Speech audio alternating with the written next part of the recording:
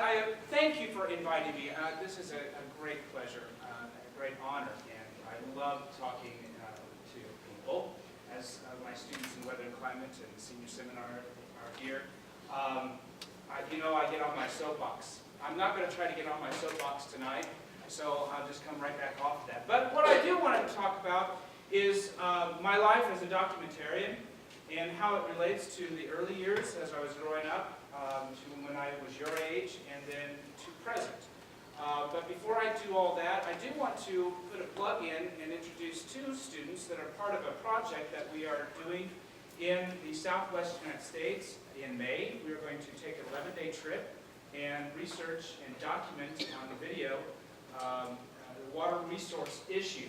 The project is called Expedition Endurance, an inquiry into human survival. The co-director, my co-director and co-producer is Nate Page. And also with the team is Jay Bushu. Two other students, Darius Holland, part of CATS, will be with us, and also kinesiology major, Eric Loftus. So those four individuals and myself will travel to the Southwest United States. And because we have a problem, people, we have a problem. And just give you a short, how would you like to stand in line with a 5-gallon bucket at the beginning of the day to get your water?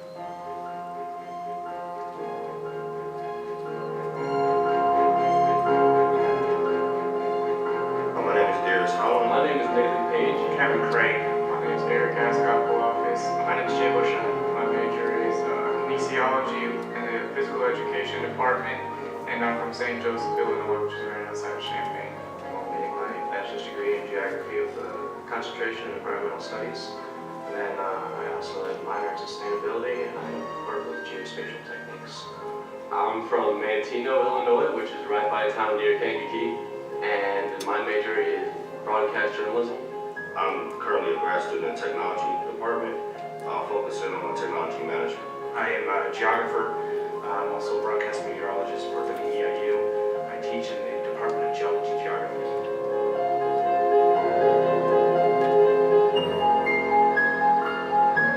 Up in the Midwest, we're kind of spoiled because we have all these, Great Lakes and a lot of different water resources. So nobody is ever used to, what life would be like with the possibility of not having water and having water limited. Communities such as Charleston and Greencastle, Indiana, on a daily basis, they pump out 1.2 to 1.5 million gallons of water a day. And so that's very concerning. Since we started talking about this project, I realized I was one of those students who might have stayed in the shower a little bit too long or let the water run while I brushed my teeth. So I started to realize I needed to take care of the environment. I think it's going to be a very good experience to see people's outlooks on how water is actually used, because today society is kind of blinded from the real issues because it's not in our best interest. People are just looking for the right now and not thinking about the next generation or the generation after that and the resources that they will need that we take advantage of. Water resources are dwindling and no one is aware of it. And I hope that we can find all the answers to the questions that we've been asking.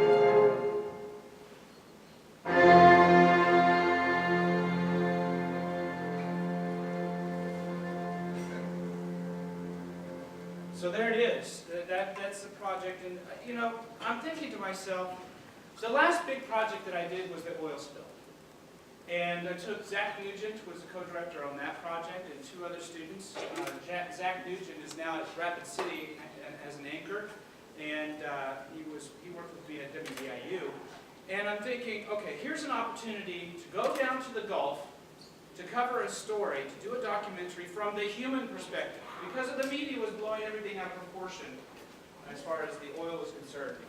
And so we went down and we had an hour interview with 4 people on a porch on the barrier island, Philippine Island. And it was great. It was a conversation between the 4 individuals and ourselves.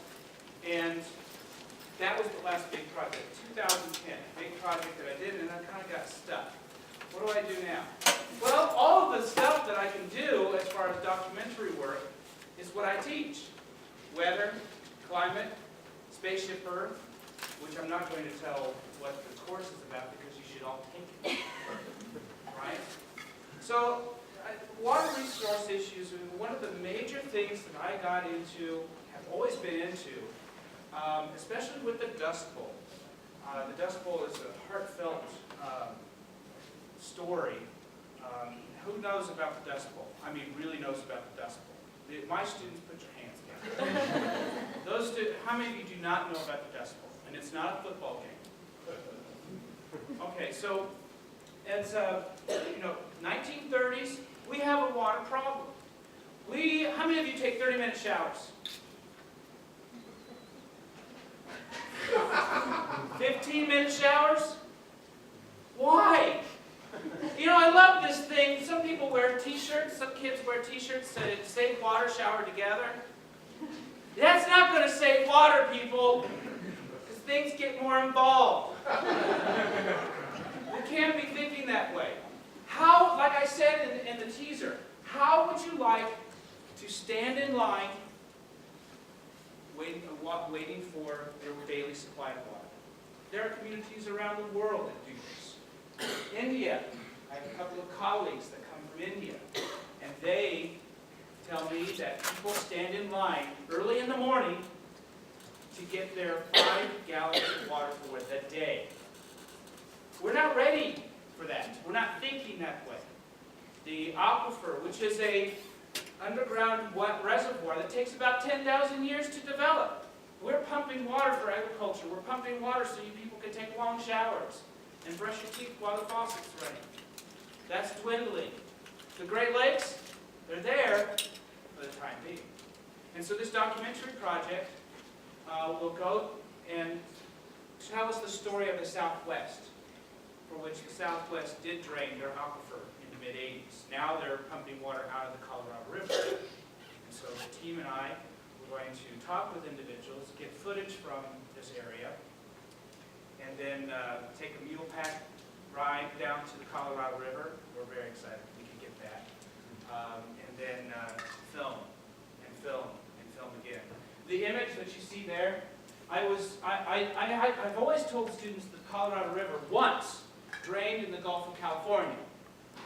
And then I was looking for images for this teaser, and I came across the USGS image. And I'm like, that's not the Colorado River. It's beautiful. Unfortunately, it is. And it's no longer full of water because of human population increase. So these are the stories. One type of story that I like to focus on, that I like to educate people. And the thing about educating people through documentary films is to get back to the original question. Because when you take classes here in Eastern or anywhere, what happens is we get complex ideas. And then we miss the basic aspects of who we are. And so if we can reinvestigate those basic questions, then we start to realize, oh, here's how I fit in that situation. And a particular documentary film that I did before, Expedition Nature's Realm, got to that certain thing of answering basic questions. Basic questions. Another student of mine, who is now chief meteorologist in Tucson, Arizona, Kevin Jeans, when he was a sophomore, I asked him one February day, I said, have you ever been out west? He goes, no. I said, let's go. So I thought, wow, what are we going to do? Let's do a documentary film. He goes, what are we going to do it on? I have no idea. Which concerns some of my colleagues in the department, because I didn't go out with a plan. But this is good. Because if you go to like for the oil spill, if you go with a preconceived idea of what's going on, then you miss the real story. So when you, as journalists, as broadcast people, you know something about it, but you don't have a plan. You let it happen to you. And so that's what we did.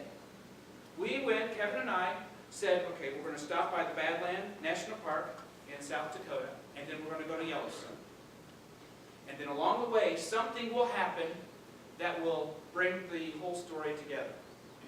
And so what came about was a 8-part series on coexisting with nature. And every time I take students with me, I make them keep a journal. Because it's within that writing, that personal writing, that they actually come to grips with what how they coexist with that particular story. And so he kept a journal, and then when we got to Yellowstone, well, we got to Yellowstone, and then we were like, wow, this is really cool, because it was my first time too. And so we started at the East Gate, and we kept, oh look, there's bison, let's get some footage. So we get out, get some footage, get back in, and we go 100 feet. Oh, look at that. And by the time we said, well, it's dark, there's still snow on the ground, this is May, and we're thinking to ourselves, we better get going because our hotel is on the other side. And so we barely made it to the hotel before the guy turned off the light to the sign. And then he started writing in his journal, and he said, you know, what we're doing is we're determining how we coexist with nature that is Earth. Humans and nature are one. And so that's the documentary project. So we go with different aspects of the nature and how we fit into that. The first episode talks about questions. So we present questions about who are we in this vast world. And then we cover other topics like the micro world, which is dealing with diseases and bacteria. We talk about the invasive species. Who is the #1 invasive species? Us. Yeah, humanity. And then we go into Fields of Plenty, which is dealing with where does your food come from? Yeah, I got all kinds of answers. I got Walmart, a can, a box. I had my weather and climate lab record on audio these different answers. And when we screened it, I always screen these documentaries for classes because I want to see their reaction. Because my films are a little different than the ones that are produced, with lots of money and everything else like that. Students are actually really engaged. Just like my professors in history. My professors, I was so excited to read their books because it gave us a chance to get into their mind, not somebody else that wasn't in the class. So I asked the students to record, and then we screened it, and I had one student who was on the football team, and he goes, Mr. I'm like, yes. Really? Our food comes from a seed? Yes. I changed an alternate conception. And that was very exciting. How many of you are from the Chicagoland area? And you've seen fields, right? Some people don't see fields. They've lived in Chicago, the urban center, for all their life. And then they come down to Charleston. It's a whole new world. It's very exciting. But that's what these documentary films do, is to educate and look at something a little different. Another project that was very, very dear to me is Stinging Dust and Forgotten Lives, the Dust Bowl. Just have a look at that image. When I saw that image on the Library of Congress archive, I was just taken back. That image says everything about that period. Here's a boy sitting on a trunk, cold, and unsure of the future. And that is the whole essence of the film.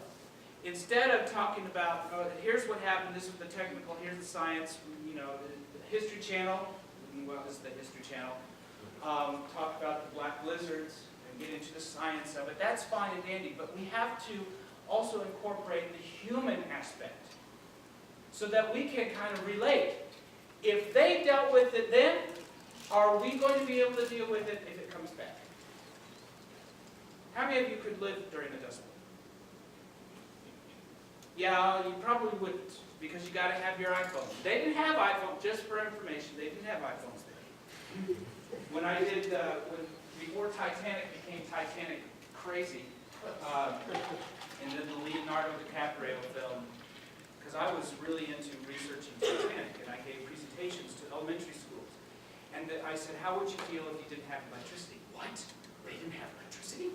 They didn't have Xbox? But that's the thing, is that these films also tried to change the ideas of what time was like back then.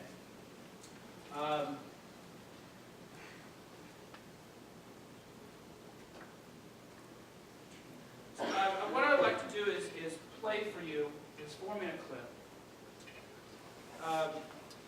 about stinging dust. And it's called, it's a poem that was read by an individual, Eugene Schaefer. And she tells her story of how she got from Arkansas all the way to California with only 7 cents to her name. And put yourself into her.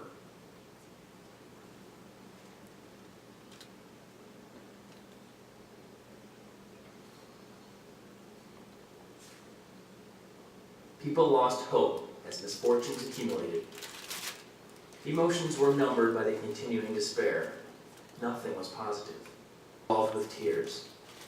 Eventually, even tears would be difficult to appear. Migrating families most often found themselves on the road for many days searching for jobs.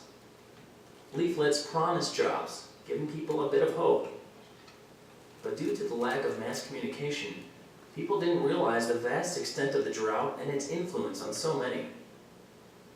If a job was within reach, by the time the family traveled to go get it, it was taken by another struggling family. The crop was devastated by starving wildlife, or the company itself was corrupt. They felt betrayed. But they were survivors and got back onto the road to find other opportunities. A story of such a situation was recorded by Imogene Chapin as she and her family moved from camp to camp, only to arrive in California with 7 cents to her name. We left our home in Arkansas, 'twas in the month of June, to find a job away out west. Of course we'd find one soon. We headed for Missouri, the old show-me state, but jobs were scarce. They all told us, you're just a little late. Then on to Kansas we did go, the state that grows the wheat. In harvest we would work a while, we'd have good things to eat. There's work for everyone, we thought. In fact, we almost knew it. They only shook their heads and said, the hoppers beat you to it. We would not let our spirits sink. We'd find work on the farm. I've heard it said most all my life, the third time is the charm. We'd go to Colorado, where all the lettuce grows. We had to cross the Rockies. We almost froze our nose. We thought we'd stop and ask for work and find a place to stay. A sandstorm beat us to that job and blew it all away. They told us then of Utah, some work we'd surely find. The cherry trees were ripe with fruit, the people all were kind. So once again we headed, our quiver down the hill. There was no doubt we really knew our pocketbooks would fill. But like the other places, a freeze had just struck there. And there was no job for us at all, the cherry trees were bare. No work in Arizona or Nevada, so they say. So on to California, we started on our way. They said in California that money grew on a tree, that everyone was going there just like a swarm of bees. We landed here one summer day. How hot, I can't quite tell. I'll leave the rest of you to guess. I know you can quite well. The go-days punctured our old shoes. The sun baked our brain. We stayed out here about 3 months before we saw rain. The ants, they bite, the flies, they buzz. Mosquitoes call you cousin. And when you try to take a nap, they bite you by the dozen. We drink our coffee from tin cans, eat sardines by the peck. If I could catch that fisherman, I'd break his gosh darn neck. We eat soup beans 2 times a day. We sleep on the floor. I guess you're tired of reading this, or I would write some more. I guess you wonder who wrote this. I know you think I'm crazy. You do not miss it very much. My brain is rather hazy. I tried so hard to find the trees on which the money grows. I walked through this hot sand so much, it's blistered my poor toes. Perhaps the money is all fell off, or just a little late. The one who wrote this crazy thing lives in heaven 228.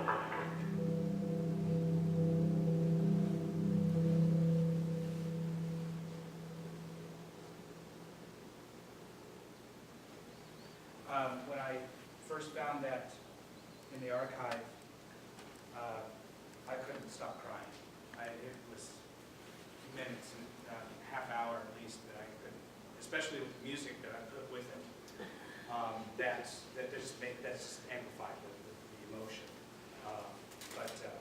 So yeah, these documentary films, I find them and put them together. I include the students in those so that I can get their perspective too. Like with Kevin, traveling 14 hours in a Jeep or a single vehicle, you talk about everything. And Kevin would ask questions, and I'd give the answer, and then we get into where he required more a philosophical approach. And so I learned a great deal from him, too. That's what it's all about. And when I take these 4 guys with me down to the Southwest, it would get crazy. Question after question, and it would just fill us with, an educational moment. And so, just one of those things that I enjoy a lot. Now, where does this all come from? Well, I first started out as a music person. My mother said I couldn't do anything but music. Nothing but music. And I majored in vocal performance at Indiana State University and studying opera, and was in practically every recital that I could be in. And Mom was happy. I was kind of happy because, well, And so then I decided there's got to be more to life than just this. Mom was telling me, no, music is your life. That's it. So then I kind of dropped out of school for a little bit, worked at Columbia House. Some of us remember Columbia House. 10 CDs for a penny, and then they take your money after that. Yeah. And then I thought, well, what is it that I enjoy that's not music? And so I got to thinking, well, Grandma, she loves history. I like history. She took me to Israel, Jordan, Egypt. Why not major in history? So I majored in history, and then thinking to myself that this discipline will help to explain the human record. So I was really excited that I'm going to be able to learn about humanity and what it takes to be a human. And so then I got to thinking, well, this is all fine and dandy. Mom's not too happy. And then I was taking my weather and climate and physical geography class the last semester at Indiana State, and I had a wonderful professor, Dr. John Oliver, and he said, what are you doing after you graduate? I said, well, I'm going to come back and get a teaching degree so I can teach history, because I heard that there were problems in the school system, that some teachers were not being objective. As historians, you have to be objective. You can't get into the story. You've got to present it A and present B, and then let them decide. Well, there were problems with that. He says, no, you're not. Dr. Oliver said, nope, you're not doing that. You're going to get a master's degree in geography, and you're going to do climate and history. Oh, okay. Mom still was not happy. In fact, Mom, for a while, did not like Dr. Oliver.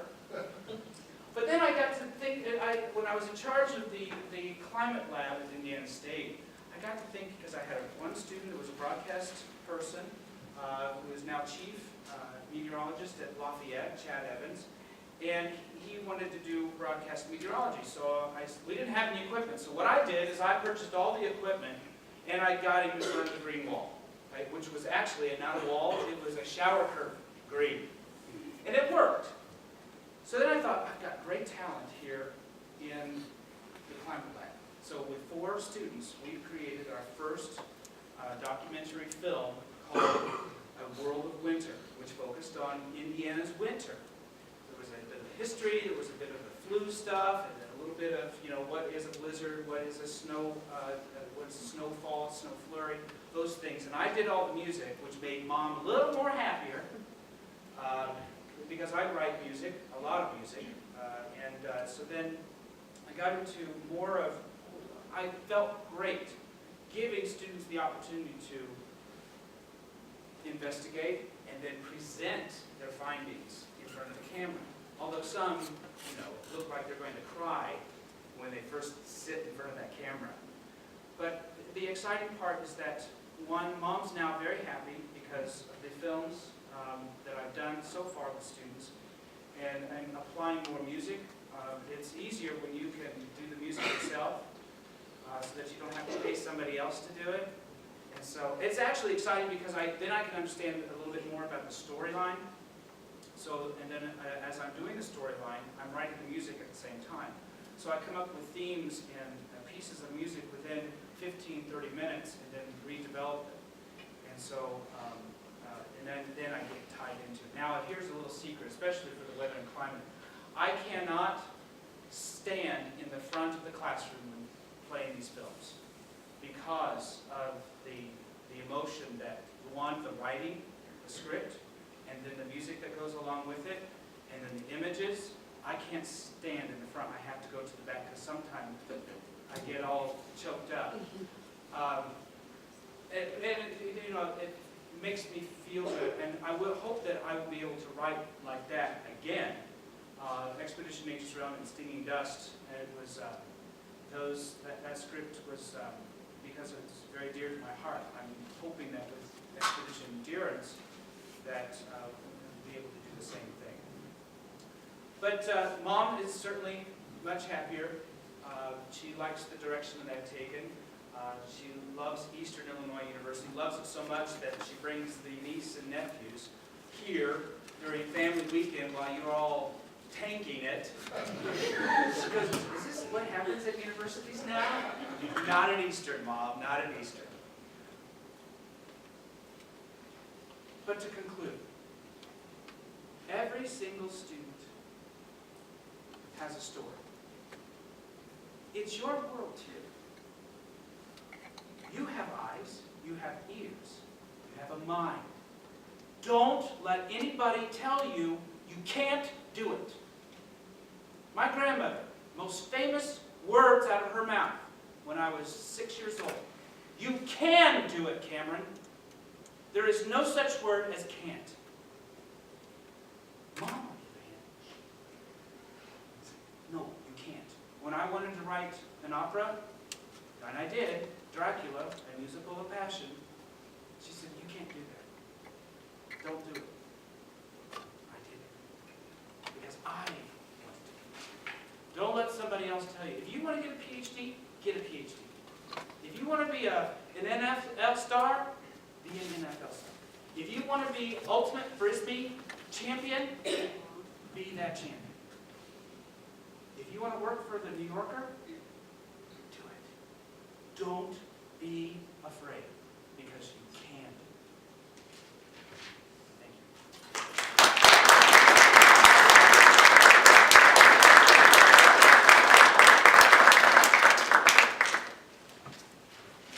you. Any questions? Yes? Is there anything you don't do?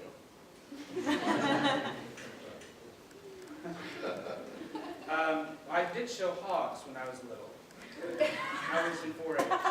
That's the thing, you know, Dan says I'm a Renaissance man, and I agree with that because I want to experience the world. We have a limited time on this planet, and I wish that there's a way. I mean, I've been investigating Disney, Walt Disney, and seeing if I can stay longer. Because I want to say to my students, I told you so! Especially when you take too many showers, too long showers. Yeah, but I can change a tire if I have to, or not. But the thing is that I don't want to answer no. I mean, I can do other things. And that's what I would like my students to do as well. Don't get tied down to certain aspects and just stick with it. Specialization is not good. You specialize, but you can also venture out of that and learn more about the world that you live in. Were there ever periods, I mean it's kind of dark, but were there ever periods like self-doubt through your career changes and paths that you took? Yeah. The self-doubt was like, can I actually do this? My first documentary film, which was in the Illinois winter, done in 2006 with Kevin Jeans, Brittany Sager, William Putter, who was a football player, and also Lane Sylvester. When we put that together, I was very nervous. I thought, I'm going to be taken out and drawn and quartered. But over time, you get over that. You are your worst critic. But you know, you get, oh, that was wonderful, that was wonderful. You take that in, you feel good, but there's always something better that you can do. You can always, like, Stinging Dust and Forgotten Lives actually started out with a simple slide documentary called Modification of the Human Environment. And I mean, it was okay for what it was, but you start observing other documentary films, you look for style, and then you change as you go. But always keep in the back of your mind, if you want to be the best, there's always somebody better. And so you've got to always challenge yourself. I'm always doing that. There's always somebody behind me. Can you name a list of places that you've been to make your documentaries? Yeah, the Gulf Coast, Alabama, Louisiana. That Louisiana, Grand Isle, Louisiana, that was kind of a scary moment because prior to going, the media was reporting that people were being arrested if you had a camera. And so we got down there and I said, all right, you stay behind me, I'll deal with it. And then as we're walking towards the beach, here's this burly man in a sheriff car. What are you doing? Okay, that was the first heart attack. So I said, just stay there, don't move, don't move. Talked to him, I said, we're from Eastern Illinois University, blah, blah, blah. He says, all right, just don't pass the booms, because if you do, you're going to get in trouble. So, all right. And then another person comes screeching up back next to us as we're filming next to the booms. And he goes, what are you doing? And I explained. I said, from Eastern Illinois University. He goes, oh, that's a great school, University of Illinois. I did not argue with him. Other films, areas, the Smoky Mountains, also Yellowstone, Badlands National Park, and Kevin still wants to do Greenland, but he's making too much money for that. But there are other, who knows? You could end up in Europe or Russia or something like that. It would be nice. So, other questions? The Dust Bowl, was it, I only have a vague memory of it, was it overflowing? Yeah, it's twofold. Twofold. The Dust Bowl essentially was a meteorological drought, but it was also human greed. Farmers were doing so well because of the pluvial period meaning wet period, in the 20s. And then they thought, we got all this money because we just had the Great War and we had all this extra money, prices went up. And so let's go out and plow more land. And that's when it all went south. Historians and climatologists both agree that if the Great Depression did not occur in just the Dust Bowl, then there wouldn't have been a problem, or vice versa. But because both happened at the same time, everybody suffered.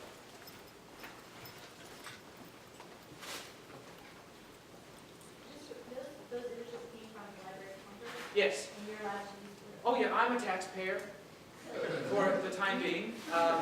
But that's all the documentary films, anytime that we do anything and we don't have footage for it, we go to, instead of paying, like iStock photo or whatever, we go to the Library of Congress or any government site. Google search, but always put site:/gov. The Library of Congress, it's well of stuff. There are thousands and thousands of pictures from the 30s and 40s, and the audio recordings from that period. What separates me from Ken Burns besides notoriety is that I like using the old historic stuff. In that film, you don't see anybody except for Chad Evans explaining, what it was like to be a farmer, because he was a farmer. And but I like to tell the story from generations past. It's very important.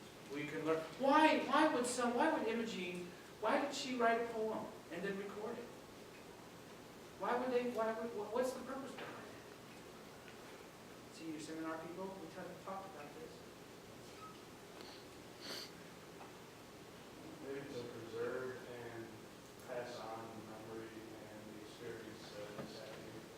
an educational moment. Oh, that happened then. What does it would mean? Can you survive on 7 cents? Would you be able to? These are things that we can learn. That's the key to the future, is learning from the past and past experiences. That's why I love talking to Grandpa, Grandma, about what it was like to live back in the past. Because then you relate. Okay, here's my life, that was their life. I can learn something from this. And then what do? I teach. So then I take all those stories and teach my students a story. And the students go, oh my God, not another one. But they do, they learn from it. They learn from it. And getting on my soapbox about showers and brushing teeth and things like that, and bottled water usage. I asked students, we're at 5 weeks in the semester, and I said, how many of you changed your attitude towards water resources? And the students, the majority of them have, which is very good. One student at a time. That is the method of my plans. Do you think you'll have ghost cities in the Southwest, like most ghost towns? People will migrate. If it gets just like they did in the ancient world, 9,000 years ago, Abu Hurairah, which is in the Middle East, they have levels of civilization over time because what people do. It got bad, the drought got bad, they left, went to better places, and then the better places were bad places, and then they came back. And so that's what's going to, we can see that here. Well, thank you very much for inviting me.